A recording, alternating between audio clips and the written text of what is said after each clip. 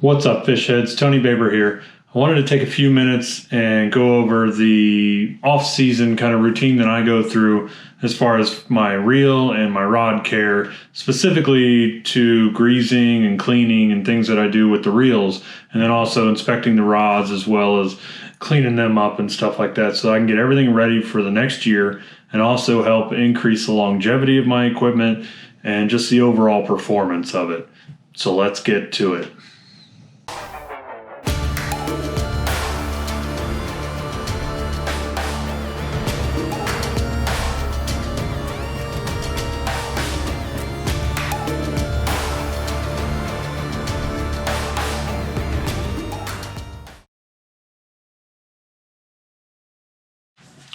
All right, guys, so I kind of wanted to show you my setup and what I do as far as for tearing down the reels and stuff. I'll kind of put in here a fast motion kind of breakdown as far as me going through the process of cleaning this specific reel. I just wanted to give you guys a layout of how I do it and some of the stuff that I do to kind of help me as far as to not mess things up or to not get confused on the parts, because I know it can be a little bit intimidating when you're first starting to do this. The first time I ever did it, I was extremely scared that I was going to mess something up or lose a part or just basically break a reel, because some of these can be pretty expensive. Obviously, the last thing you want to do is lose a part or break something on the reel itself. So one of the things that I do with it is that really helps me as far as taking it apart and putting it back together, and also to make sure that I'm kind of cleaning and doing as I need to do as I go, is as I take parts off of the reel, I will take them and put them in a row on the actual towel or the desktop, whatever it is that you're using, to keep them in line and keep them in the direction and the side that they need to be on, just so you don't have to worry about forgetting it or putting something back on the actual step that it goes in or the actual flow that it goes in. So what I do is, like, if I take this screw off, I'll put the screw here, then I'll put that little red plate right there, then the nut next to that, then the handle, and so on and so forth as I go through and break down the inside of the rod or the reel. Usually with most of these reels is they have 3 screws here on the outside that kind of hold this plate on. There's 1 screw here with a lot of them, and then I've seen some of the higher end reels actually have a screw on the inside here. Let's see if I can get this plate off.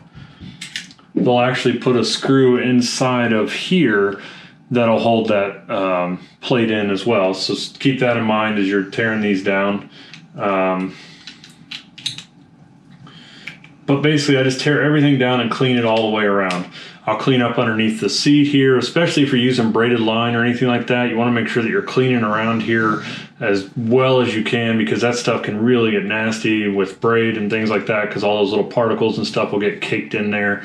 But I always try to clean off the seats real well, and then clean basically everything through here. Clean off your worm gear and then put new grease and stuff on the worm gear. Make sure that everything is running smoothly and things like that. And one of the things that I will tell you about is, like, with your drag, make sure that your drag's tightened back down, especially the first time you go out to fish with the reel after cleaning it, because there's been many times where I forgot to reset the drag because it's usually looser than what you think it should be.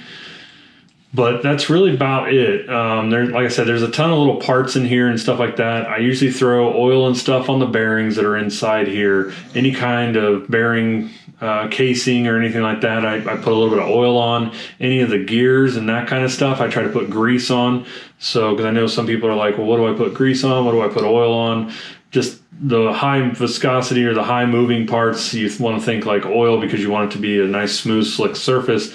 The gears and stuff like that are going to be making constant contact, and the teeth and things like that, you want to make sure that you have grease on there, because you want something that's going to really bond to that metal to make sure that it protects it and helps kind of keep it greased and flowing correctly. So I'll put grease here. I put oil on the bearings. There's a bearing that's on the pinion here for the actual spool.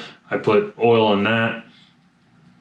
Just those kind of things, just to keep that in mind as far as what I actually grease and oil and stuff like that. But really, that's about it. It's a pretty basic thing. It's something that I do every winter. It kind of helps pass the time in the winter, especially when you get a lot of rods and reels kind of put together. It's something that you can spend a lot of time on. I usually do it on my weekends or my days off or whatever it is. And usually takes me a few weeks to do it, because I'll sit down and do 3 or 4 at a time or whatever. but it's something that's really going to help the longevity of your reels and your rods, and it's something that's really going to help you kind of just take care of that equipment. I mean, you invest a lot of money into it. You know, you should really take care of it. Don't just expect it to last if you never clean it and you never re-grease it and stuff like that. It's just going to help your overall performance, whether it's how the drag works, how well the brakes work, or just how well it casts, anything like that.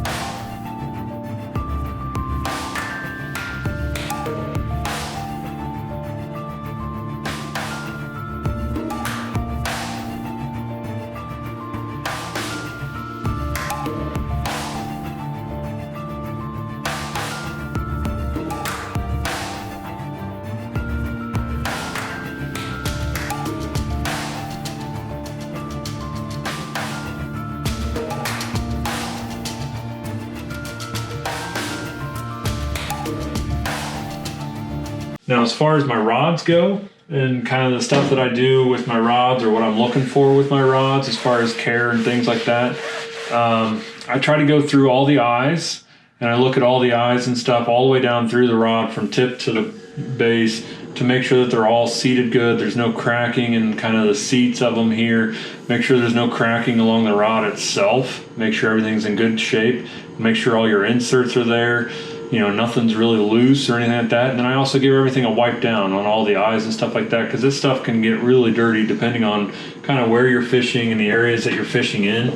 So, you know, you want to make sure that you're taking care of that stuff so that your line will pass through those eyes as cleanly as possible without having a bunch of debris and stuff to slow them down. The other thing that I'll get into is the actual reel seat. So I make sure that I get in here and I clean all this stuff out, because you don't want anything that could interfere with the sensitivity or also with the seat and how well it contacts the base of your rod and stuff like that for the reel. So I always make sure I clean all this stuff up. Ignore the tornado siren in the background if you can hear it. Apparently it's that beginning of the month kind of thing.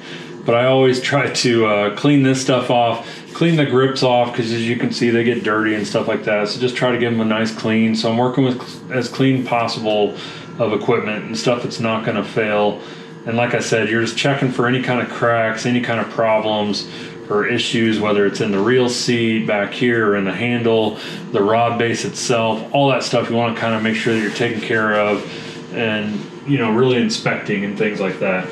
So I hope this gives you guys a couple things to kind of look after, or maybe some ideas of things that you can do to better serve your equipment and make sure that it's ready to go for the next season, and also to pass time in that winter time. For those of us that live up north, if you're not into ice fishing like I'm not, I don't like to go out there if it's that cold unless there's money on the line or something like that with a tournament. But so this is something that I do just to kind of give me peace of mind while I'm out there in the water and confidence in my equipment that it's ready to go for the new season, but also just to pass the time and help me kind of get ready and get geared up and get in the right mindset and stuff like that for the upcoming season. So good luck this year, guys. Thanks for tuning in. Make sure you hit that subscribe button and hit that notification bell so that you can get all the notifications for any videos that I post coming on through the next few months and through the rest of this year.